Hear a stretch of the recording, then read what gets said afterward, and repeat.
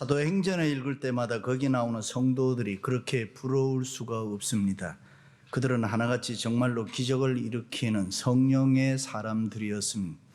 사도행전이 시작되면서 성령님께서 임하심과 동시에 이 땅에 교회가 세워졌습니다. 성령님이 임하심으로 신기하고 놀라운 기적들이 일어났습니다. 성령님이 임하시고 이 땅에 교회가 시작되므로 교회를 통하여 하나님의 나라, 킹덤 오브 갓, 하나님의 나라가 시작되었기 때문에 그렇습니다. 그것은 하나님께서 교회를 통한 특별한 계획과 섭리였습니다. 할렐루야. 첫째로, 그래서 교회는 중요합니다. 믿습니까? 그 교회가 예수님의 몸이 되게 하신 것입니다. 그래서 하나님의 나라의 통치자, 주권자, 왕이신 예수님을 그 교회와 함께 이 땅에서 하나님의 나라를 이루어 나가시기를 원했습니다. 그래서 어느 지역에 교회가 세워졌다, 아니면 또 다른 어느 지역에 로컬 처치가 세워졌다는 것은 하나님의 나라가 그만큼 확장되었다는 것입니다. 할렐루야. 교회가 확장되고 사람들이 많이 모이는 것은 그만큼 하나님의 나라의 영역이 부흥되었으니 아주 좋은 일인 것입니다. 그런 관점에서 사도행전을 공부하고 사도행전을 들으면서 읽으면 새로운 통찰력, 인사이트가 생기는 것입니다.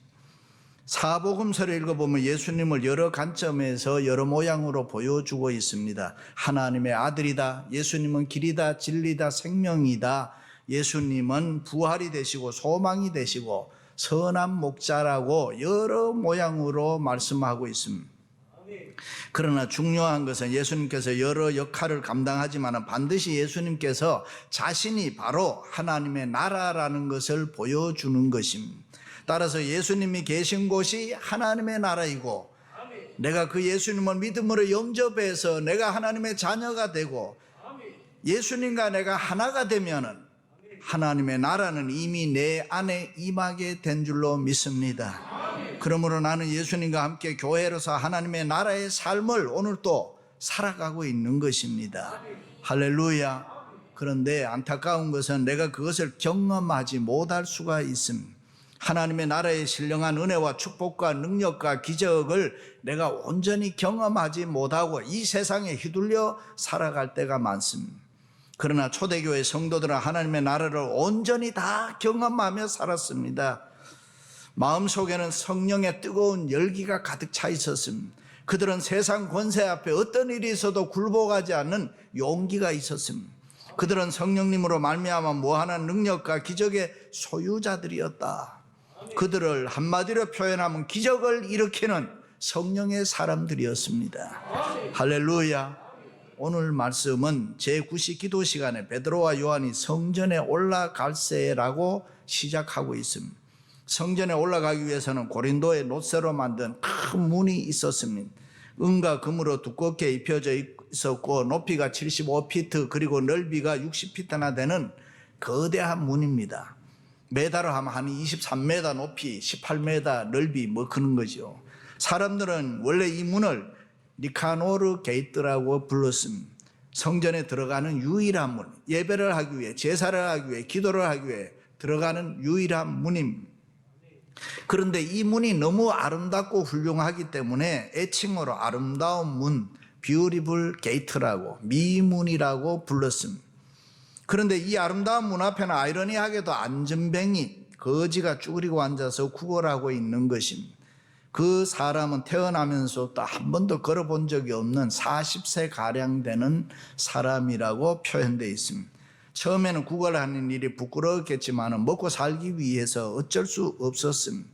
시간이 흐르면서 손을 내밀고 도와달라는 것이 점점 익숙해졌습니다. 그러나 그의 마음 한구석에는 언제나 나도 다른 사람처럼 걸으면 좋겠다, 나도 다른 사람처럼 일어나서 다니면 좋겠다, 뛰어보고 싶다라는 욕망이 있었을 것입니다. 어쩌면 그 모습이 바로 우리들의 모습이 아닙니까?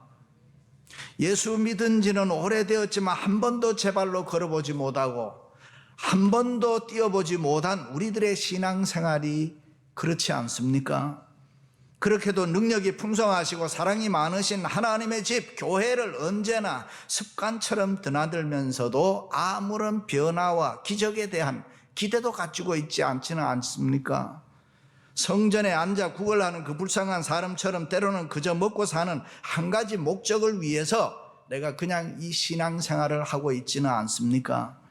다시 말해 교회가 주는 예수님의 새 생명의 기적과 능력을 기대하지도 아니하고 그저 사람들로부터 사랑과 위로를 받으려고 하면서 살아가는 것이 우리의 신앙생활의 모습은 아닌지 모르겠습니다.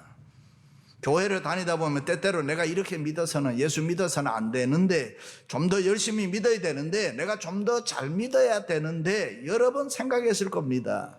그러나 1년, 2년, 수십 년 세월이 흐르면서 교회 생활이 매너리즘에 빠지고 익숙해지는 동안에 그래 그렇게 별나게 믿을 필요가 뭐가 있겠나. 그저 적당히 믿으면서 그런 생각으로 신앙생활을 하고 있지는 않습니까? 그러는 동안에 우리는 신앙의 기적을 포기하고 기도의 무릎과 발목은 굳어지고 기적과 성령의 능력을 다 잃어버리는 그런 평범한 성도로 살아가지는 않습니까?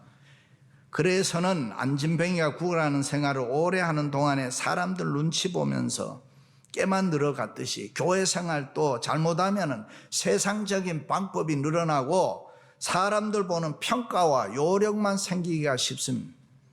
교회 안에서 예배를 통한 기적과 변화를 경험하지 못하고 안진뱅이처럼 현실에 안주하며 하나님의 나라가 이루는 이 기적을 포기해버리고 말았습니다. 하나님의 나라와 교회를 위해 충성하며 헌신하며 봉사하면서 열심히 살아야 되는데 이 거룩하고 아름다운 생각을 그냥 내 스스로 눌러버리고 말았습니다. 어떤 때는 하나님의 나라와 교회를 위해 얻어맞고 욕먹고 핍박을 받으면 그게 복이 있는데 그것보다는 욕 안 먹고 손해 안 보고 가만히 앉아 있는 것이 더 편하고 좋다라고 생각하지 않습니까? 그러나 절대로 그렇지 않습니다. 일찍이 에릭 프롬은 호모 이렉터스라는 말을 했습니다. 역사는 인간이 앉아서만 살 수 없는 존재다. 인간은 서서 사는 동물이라고 이야기했습니다. 그렇습니다. 하나님은 우리 인간을 서서 사는 존재로 만들어줬습니다. 하나님은 우리들에게 하나님의 나라와 교회를 위해서 특별한 사명을 주고 너가 이렇게 살아라 그랬습니다. 그런데 사단은 인간의 죄와 죽음으로 얽어매어 주저앉혀 버리고 말았습니다. 하나님의 나라와 교회를 위해 일하지를 못하도록 우리의 손발을 다 힘을 빼버렸습니다. 그리고 하나님을 등지고 세상을 사랑하며 이 세상을 흉내내며 쫓아가도록 만들고 버리고 말았습니다. 세상의 것으로 현실 육체에 집착하게 만들었습니다. 교회와 예배를 통해서 신앙의 기적을 일으키지 못하도록 그냥 주저앉아 있도록 우리를 만들어 버리고 말았습니다. 그러나 문득문득 성령님께서는 아무개야 일어나야 된다, 앉아 있으면 안 된다, 믿음으로 기적을 일으켜라, 기적을 일으키면서 살아라, 그렇게 말씀하지만은 우리는 이 세상에 얽어매여 이 축복의 말씀을 그냥 눌러버리고 좋은 게 좋다라고 생각하며 살아갈 때가 얼마나 많습니까? 그래서 안진뱅이처럼 교회를 드나들지만은 우리에게 일어나야 할 변화와 축복, 기적이 일어나지를 않습니다. 그래서 교회 안에서 하나님의 나라의 그 풍성함을 내가 정말로 한 번도 맛보지 못하고 문전에 앉아 구걸하는 안진뱅이와 같은 그런 신앙생활을 현재 우리가 하고 있지는 않습니까? 그렇습니다. 하나님께서 우리를 부르신 것은 그저 세상 사람과 똑같이 살고 똑같이 잘 먹고 잘 살고 평범하게 살라고 부르신 것이 아니라 하나님의 나라와 교회를 위해서 사명이 있어서 우리를 부르셨다. 믿으시면 아멘. 그래서 사도행전을 보면 하나님의 교회가 핍박과 어려움을 겪으면서 성장하고 성숙하는 모습을 보여줍니다. 그런데 자세히 보면 우리의 상식과 완전히 다른 것을 발견합니다. 하나님께서 하나님의 나라와 교회를 부흥시키고 터전을 넓혀가는 방법은 이 세상의 상식이나 방법과는 완전히 다른 것입니다. 그러므로 세상 방법이 우리 교회 안에 들어오지 못하게 해야 됩니다. 세상의 성공 방법이 우리를 다스리지 못하게 해야 된다 그 말입니다. 하나님의 방법이 우리와 우리 교회를 다스리게 해야 되는 것입니다. 그 하나님의 방법이 뭡니까? 그것이 예배를 통한 기적인 것입니다. 사도행전에서 우리에게 주는 가장 중요한 메시지는 여러 가지 사건과 이야기를 통해서 하나님의 나라와 교회가 예배를 통한 예배로 기적을 이루는 것을 말하는 것입니다. 두 번째는 그래서 예배가 중요합니다. 오늘 우리가 예배 시간을 정해놓은 것처럼 유대인들도 제사하고 기도할 때에 시간을 정해놓고 했음을 알 수 있습니다. 어떤 랍비 문헌에 보면 하루에 2번도 하고 하루에 3번도 했습니다. 시대마다는 약간 다른, 오늘날까지 그들은 시간을 정해놓고 제사와 예배를 합니다. 시간이 정해져 있습니다. 그러나 항상 기도했던 시간은 제사장이 제사 드리는 시간과 같습니다. 가장 먼저 제사를 시작하는 시간이 우리 시간으로 보통 보면은 9시로 시작하고 끝나는 시간은 오후 3시가 됩니다. 그래서 모든 유대인들은 제사장이 제사 드리는 그 시간에 맞춰서 다 성전에 모여서 그때 함께 기도합니다.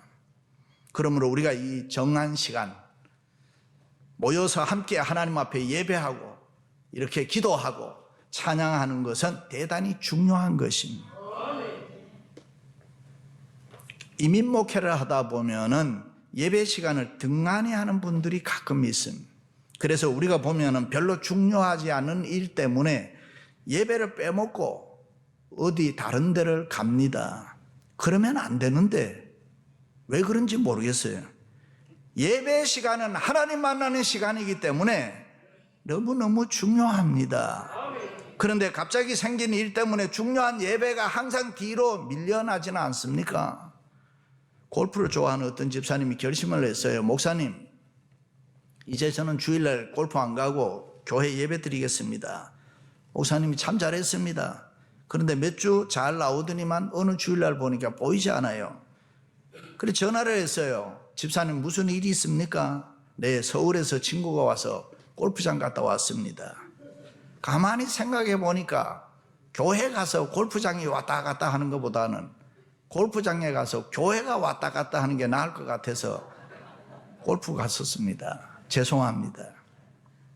이렇게 예배가 시시때때로 세상 일 때문에 이 핑계 저 핑계로 뒤로 밀려나면 안 되는 것입니다. 그렇습니다. 예배 시간은 중요합니다. 예배는 하나님과의 영적인 관계를 맺는 시간입니다. 설교를 듣는 시간입니다. 찬양과 기도가 있는 시간입니다. 우리의 몸과 예물을 드리는 시간입니다. 성령의 기름 부음이 있는 시간이기 때문에 이 예배는 굉장히 중요합니다. 예배는 그 어떤 일이 있어도 뒤로 미뤄지면 안 되는 것입니다. 예배 시간에는 반드시 교회에 나오셔야 됩니다. 예배 시간에 세상에 있으면 안 됩니다. 하나님 존전에 앉아 있어야 되는 것입니다. 예배 시간에는 반드시 교회에 나오세요.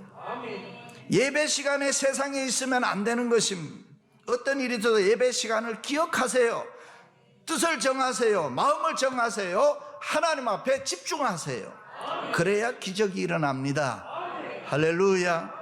베드로와 요한이 제9시 기도 시간에 성전에 올라갔을 때 이미 수많은 사람들이 제사와 기도 때문에 모여 있었습니다. 그렇습니다. 교회를 찾는 이유는 딱 하나, 예배 때문입니다. 예배는 주님 만나는 시간입니다. 믿으시면 아멘. 다저스 구장을 찾는 사람은 야구 경기 보기 위해서 가는 겁니다. 스테이플 센터를 찾는 사람은 레이커스 농구 경기를 보러 가는 것입니다. 어떤 음식점을 찾는 사람은 식사를 하기 위해서 가는 것입니다. 학교를 찾는 사람은 공부하기 위해서 가는 것입니다. 직장은 돈 벌기 위해서 찾는 것입니다. 우리는 교회를 찾아서 예배를 통해 생기서 반드시 일어나는 기적을 체험해야 되는 것입니다. 그렇습니다. 예배하며 사는 우리에게는 이 예배 때마다 생동하는 기적의 변화를 경험할 수가 있어야 되는 것입니다. 이 땅에 있는 교회는 세상의 빛입니다. 이 땅에 있는 교회는 세상의 소망입니다. 믿으시기를 바랍니다. 그래야 언제나 새로워져야 합니다. 회개하고 깨끗해지고 성결되고 거룩해지도록 우리는 늘 힘써야 되는 것입니다. 그래야 우리는 예배를 통한 새로운 기적을 체험하기 할 수 있기 때문에 그렇습니다. 할렐루야. 세 번째는 그때 기적이 일어났습니다. 성전 미문에 앉아서 구걸하는 이 안진뱅이에게 두 사람이 나타났습니다. 베드로와 요한입니다. 거지는 도와달라고 여느 때처럼 손 내밀어 도와달라고 했습니다. 베드로와 요한은 이 안진뱅이를 내려다보면서 자기들을 보라 그랬습니다. 우리를 쳐다봐라. 왜요? 의식의 전이가 이루어지지 않으면 그 어떤 경우에도 기적을 일으킬 수가 없습니다. 그래서 베드로와 요한은 쳐다보는 순간 존재의 혁명이 일어난 것입니다. 베드로와 요한이 뭐라고 했습니까? 은과 금은 내게 없거니와. 그 순간 안진뱅이는 돈 없다는 소리에 분명히 실망했을 겁니다. 그러나 절대로 그렇지 않습니다. 우리는 이 싸움에서 오늘 또 이겨야 되는 것입니다. 오늘 예배하는 우리들의 삶 속에 기적이 일어나지 않는 것은 나사렛 예수가 아니라 은과 금에 대한 인간의 기대와 욕심과 애착이 너무 앞서 있기 때문에 그렇습니다. 그러므로 모든 인간은 우리가 기적을 얻기 위해서는 인간적인 기대와 세상적인 애착이, 세상적인 욕심이 우리에게 포기되어야 합니다. 은과 금에 대한 인간의 욕심이 무너져 내려야 된다, 그 말입니다. 드디어 놀라운 음성이 들렸습니다. 내게 있는 것으로 내게 주노니 곧 나사렛 예수 그리스도의 이름으로 일어나 걸으라. 할렐루야. 이것이 복음입니다. 믿음은 들음에서 납니다. 잘 들어야 기적이 일어납니다. 할렐루야. 그렇습니다. 오늘날 우리가 기적을 경험하지 못하는 것은 하나님의 말씀을 진지하게 듣지 않기 때문에 그렇습니다. 들어도 골라가며 듣습니다. 편하게 들으려고 합니다. 책망이나 부담되는 이야기는 안 들으려고 합니다. 그러나 우리가 분명히 알아야 되는 것은 하나님의 말씀을 액면 그대로 순수하게 들으면 내 생활에 기적은 일어나는 것입니다. 할렐루야. 원래 안진뱅이가 요구하는 것은 은과 금, 돈이었습니다. 나사렛 예수의 이름이 아니었습니다. 그러나 이 안진뱅이는 베드로와 요한의 말을 들었습니다. 은과 금이 주지 못하는 실망을 듣고 베드로와 요한의 말에 귀를 기울여 들었습니다. 그때 기적이 일어났습니다. 베드로의 손을 잡고 일어났습니다. 할렐루야. 그렇다면 도대체 우리가 하는 신앙생활이라는 게 뭡니까? 바로 이겁니다. 뛰어넘는 것입니다. 지식과 이성을 초월하는 것이 신앙생활입니다. 낙심과 절망을 극복하는 것입니다. 이 사람이 고침을 받자마자 제일 먼저 성전 안으로 들어갔습니다. 이 세상보다 저 세상을 소망하며 사는 것입니다. 그는 고침받기 전까지는 자기 스스로 나는 여기까지라고 생각하고 살았을 겁니다. 내 자리는 언제나 여기까지야. 나는 저기에 못 들어가. 거기는 내 자리가 아니야. 한 번만 뒹굴면은 성전 안으로 들어갈 수 있는데, 성전 안에는 구원이 있습니다. 성전 안에는 영생이 있습니다. 성전 안에는 풍요가 있습니다. 할렐루야. 그러나 그걸 못 넘어요. 구약의 율법 때문에 그렇습니다. 그 당시 몸에 질병이 있으면 부정하게 여겨서 성전 안에는 누구나 못 들어갔습니다. 이 안진뱅이 스스로 나는 저주받았지, 나는 날 때부터 이렇게 됐지, 나는 언제나 하나님의 자비, 하나님의 긍휼, 하나님의 은혜 거기에서 제외되었어. 스스로 늘 마음속에 자기의 한계를 느끼고 살았던 사람. 한편 베드로와 요한이 이 사람을 이날 처음 봤을까요? 아닙니다. 베드로와 요한이 매일 성전에 올라갈 때마다 쳐다봤던 사람입니다. 옛날에 숫자 같던 그 사람이 이날따라 그 사람의 아픔이 눈에 들어온 거예요. 외면할 수 없이 그 아픔을 보기 시작한 거예요. 왜 이렇게 됐을까? 성령이 임하시면 그렇게 되는 것입니다. 할렐루야. 성령님이 임하면 다른 사람에 대해서 관심이 생기기 시작해요. 성령님이 임하시면 옆에 사람의 아픔이 내 눈에 들어오기 시작합니다. 성령님이 임하실 때에 나타나는 특징은 다른 사람의 아픔이 내 아픔이 되고 다른 사람의 괴로움이 내 괴로움이 되는 것입니다. 도저히 견딜 수 없어요. 외면할 수 없어요. 그냥 갈 수가 없어요. 그래서 베드로와 요한이 이 사람 앞에 멈췄습니다. 그리고 다가갔습니다. 성령님이 임하실 때 놀라운 기적이 일어나고 하나님의 나라가 이 안진뱅이에게 임하게 된 것입니다. 할렐루야. 그래서 마지막은 하나님의 나라가 임했습니다. 자기 힘으로 하나님의 나라에 들어갈 수 없었던 그 사람에게 하나님께서 베드로와 요한을 통해서 그 사람에게 하나님의 나라가 임하도록 했습니다. 우리들이 예수님을 믿고 하나님의 자녀가 되었으면 예수님과 함께 하나님의 나라의 특권을 우리가 가지고 있습니다.